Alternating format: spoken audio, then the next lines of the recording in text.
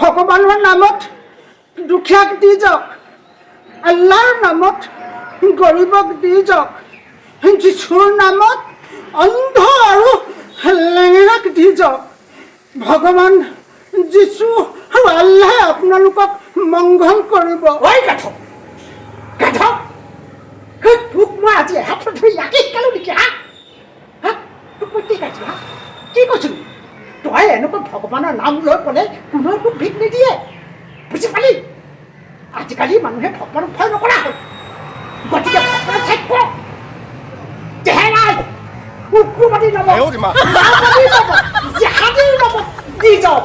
তেতিয়া দেখিবি আমাৰ পটৰিত টকাই টকা, তাৰপিছত আমি দুটা ধনী হৈ যাম, বুজিলি নাই? গৰুৰ গৰু তই নক, ঠিক আছে গাধ। ঠিক আছে হ'ব দে। সন্ত্ৰাসবাদীৰ নামত, উগ্ৰবাদীৰ নামত, মাওবাদীৰ নামত, জেহাদীৰ নামত দি যাওক। জেহাদীসকলে, উগ্ৰবাদী আৰু মাওবাদীসকলে আপোনালোকক মংগল কৰিব, জানেনে? মংগল কৰিব। হ'ব নাই এতিয়া? ঠিক আছে।